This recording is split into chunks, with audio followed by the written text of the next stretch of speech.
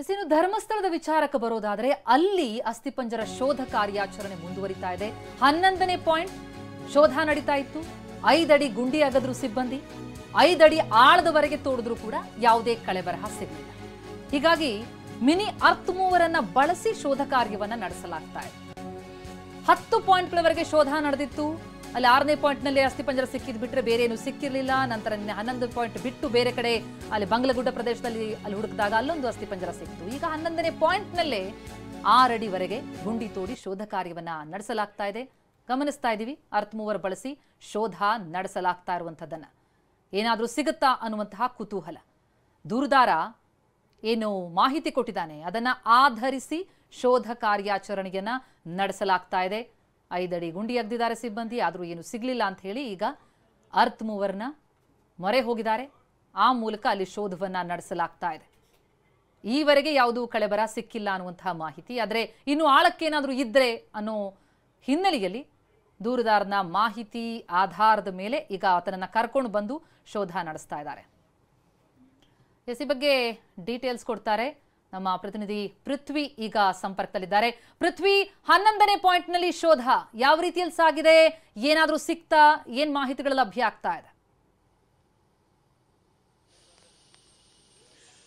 ಪ್ರತಿಮಾ, 11ನೇ point ನಲ್ಲಿ ಈಗ ಶೋಧ ಕಾರ್ಯ ಮುಕ್ತಾಯವಾಗಿರುವಂತದ್ದು. ಏನು ಇಷ್ಟವರೆಗೂ ಕೂಡ 2.5 ಗಂಟೆಗಳ ಸುದೀರ್ಘವಾದ ಈ ಒಂದು ಶೋಧ ಕಾರ್ಯ ಇಲ್ಲಿವರೆಗೂ ನಡೀತು. ಅದೀಗ ಮುಕ್ತಾಯ ಆಗಿದೆ. ಸದ್ಯಕ್ಕೆ ಆ ಒಂದು 11ನೇ ಪಾಯಿಂಟ್ ನಲ್ಲಿ ಯಾವುದೇ ರೀತಿಯ ಅಸ್ಥಿಪಂಜರ, ಕಳೆಬರ, ಯಾವುದೇ ಪಳೆಯುಳಿಕೆ ಸಿಕ್ಕಿಲ್ಲ ಅನ್ನೋ ಮಾಹಿತಿ ಈಗ ಸಿಕ್ಕಿರುವಂತದ್ದು. ಅಲ್ಲಿಂದ ಎಲ್ಲರೂ ಕೂಡ ತೆರಳಿದ್ದಾರೆ. ಇಲ್ಲಿ ನೋಡಬಹುದಾಗಿದೆ 11ನೇ ಪಾಯಿಂಟ್ ಇದಾಗಿದೆ. ಇಲ್ಲಿ ನೋಡಬಹುದು ಈ ಪಾಯಿಂಟ್ 11ನೇ ಪಾಯಿಂಟ್ ಆಗಿರುವಂಥದ್ದು. 11ನೇ ಪಾಯಿಂಟ್ ನಲ್ಲಿ ಈಗ ಈ ಒಂದು ಉತ್ಖನನ ಕಾರ್ಯ ಸಂಪೂರ್ಣವಾಗಿ ಮುಗಿದಿದೆ. ಅಲ್ಲಿಂದ ಎಲ್ಲರೂ ಕೂಡ ಊಟಕ್ಕೆ ತೆರಳಿರುವಂಥದ್ದು.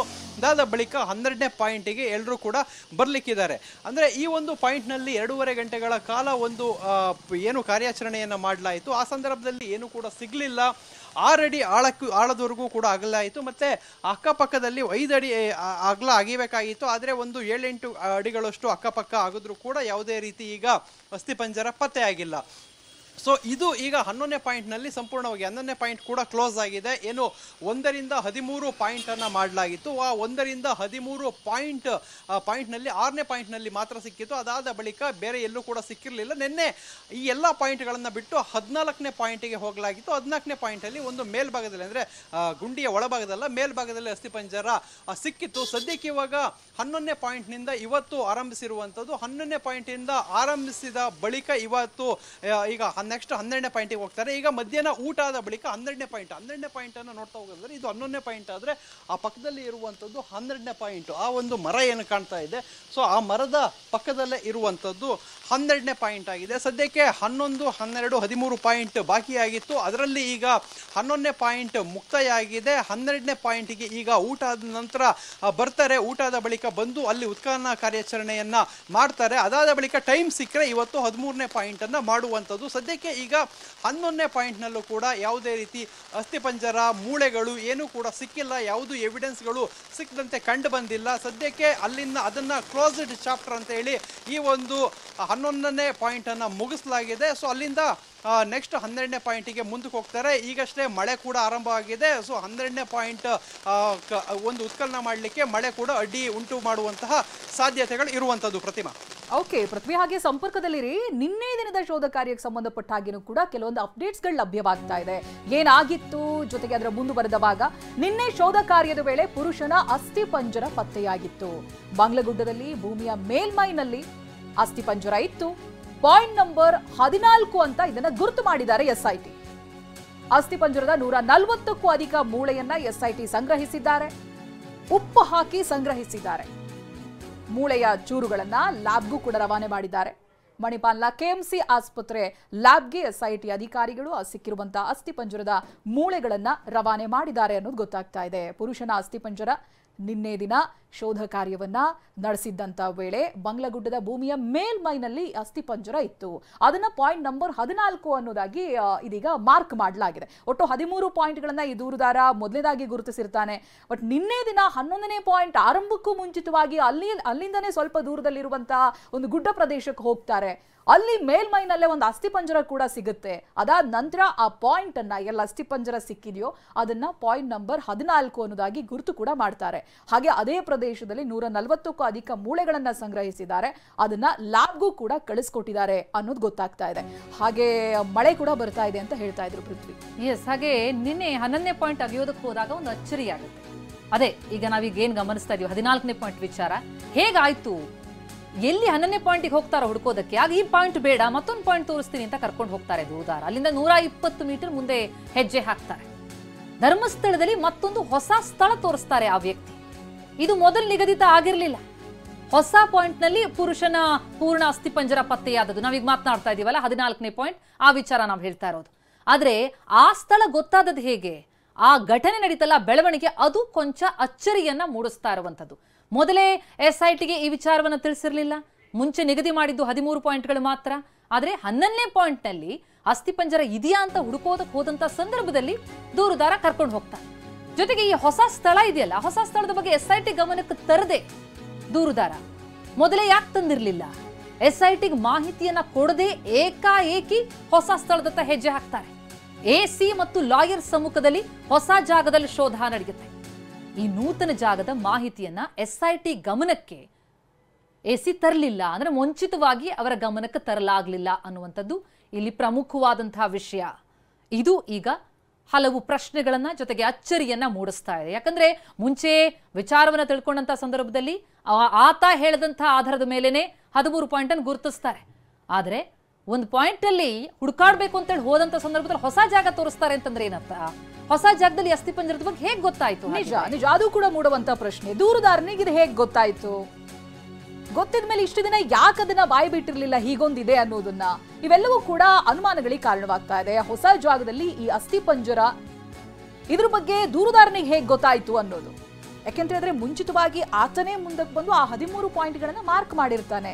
ಅದೇ ಸಂದರ್ಭ ಯಾಕೆ ಹೇಳಿಲ್ಲ, ಹೀಗೊಂದು 13 ಪಾಯಿಂಟ್ ಅನ್ನ ಮೀರಿ ಇನ್ನೊಂದು ಪಾಯಿಂಟ್ ನಲ್ಲಿ ಈ ರೀತಿಯಾಗಿ ಅಸ್ಥಿಪಂಜರ ಇದೆ ಅನ್ನೋದನ್ನ SIT ಗಮನಕ್ಕೆ ಯಾಕೆ ತಂದಿರಲಿಲ್ಲ ಅನ್ನೋದು ಈಗ ಪ್ರಶ್ನೆಯಾಗಿ ಕಾಡ್ತಾ ಇದೆ. ಒಟ್ಟು 11ನೇ ಪಾಯಿಂಟ್ ಯಾವಾಗ ಅಗಿಯೋದಕ್ಕೆ ಹೋಗ್ತಾರೆ SIT ತಂಡ ಅಧಿಕಾರಿಗಳೆಲ್ಲರೂ ಕೂಡ ಆ ಪಾಯಿಂಟ್ ನಲ್ಲಿ ಇರ್ತಾರೆ. ಆ ಸಂದರ್ಭ ಆತ ಮತ್ತೊಂದು ಸ್ಥಳಕ್ಕೆ ಕರ್ಕೊಂಡು ಹೋಗ್ತಾನೆ. AC ಹಾಗೆ ಲಾಯರ್ ಸಮ್ಮುಖದಲ್ಲಿ ಹೊಸ ಜಾಗದಲ್ಲಿ ಶೋಧ ಪ್ರಾರಂಭ ಆಗುತ್ತೆ ನಿನ್ನೆ ದಿನ. ಬಟ್ ಅಗಿಯೋದಕ್ಕೂ ಮುಂಚಿತವಾಗಿ ಆ ಭೂಮಿಯ ಮೇಲ್ಭಾಗದಲ್ಲೇನೆ ಅಸ್ಥಿಪಂಜರ ಪತ್ತೆಯಾಗುತ್ತೆ. ಜೊತೆಗೆ ಸುಮಾರು 1.5 ವರ್ಷ ಹಳೆಯದು ಅನ್ನೋದಾಗಿಯೂ ಕೂಡ ಗೊತ್ತಾಗುತ್ತೆ.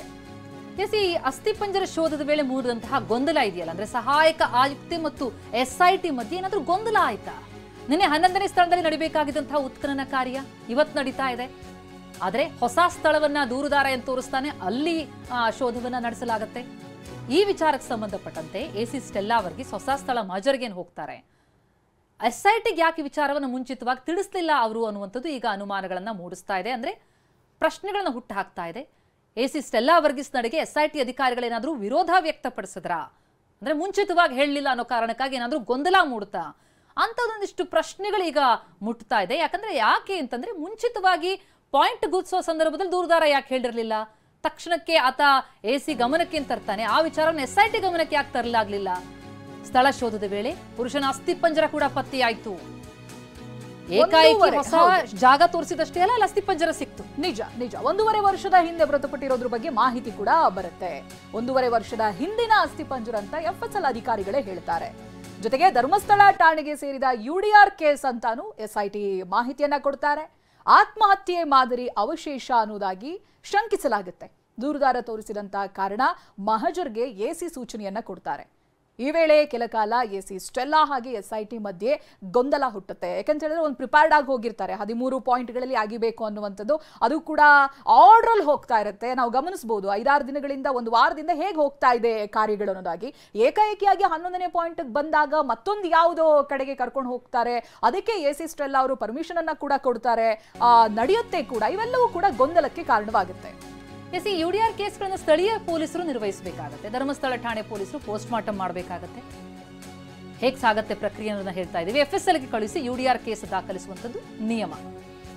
ಸಮಾಧಿ ಅಗೆಯದೆ ಭೂಮಿ ಮೇಲೆ ಪತ್ತೆಯಾಗಿರೋದು ಅಸ್ಥಿಪಂಜರ, ಇದು ಬಹಳ ಪ್ರಮುಖ ಪಾಯಿಂಟ್. ಇದು ಅಗೆಯೋದೇ ಬೇಕಾಗ್ಲಿಲ್ಲ.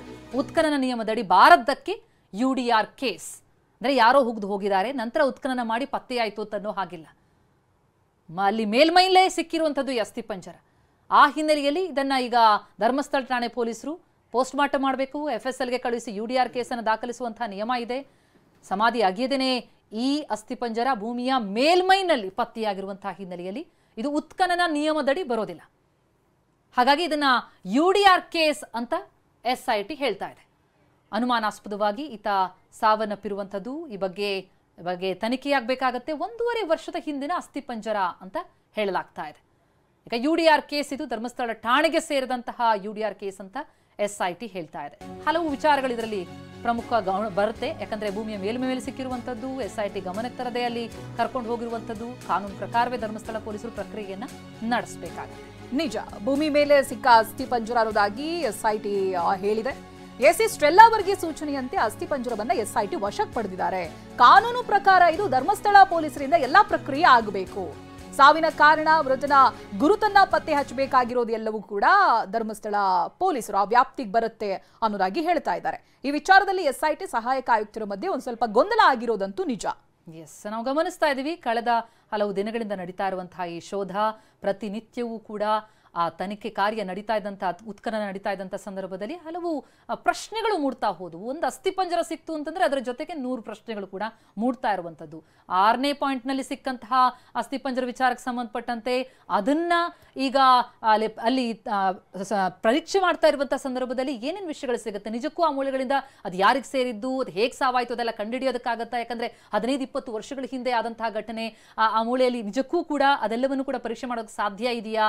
ಯಾಕಂದ್ರೆ ಮಣ್ಣಿನ ಜೊತೆ, ಆ ಭೌಗೋಳಿಕ ಗುಣದ ಜೊತೆ ಅದು ಸೇರಿದಂತಹ ಸಂದರ್ಭದಲ್ಲಿ ಪುಡಿಯಾಗಿ ಹೋಗಿರುತ್ತೆ ಹಲವು ಬಾರಿಯಲ್ಲಿ. ಇದೆಲ್ಲವೂ ಕೂಡ ಹಲವು ಸವಾಲುಗಳು ಖಂಡಿತವಾಗ್ಲೂ ಇದೆ.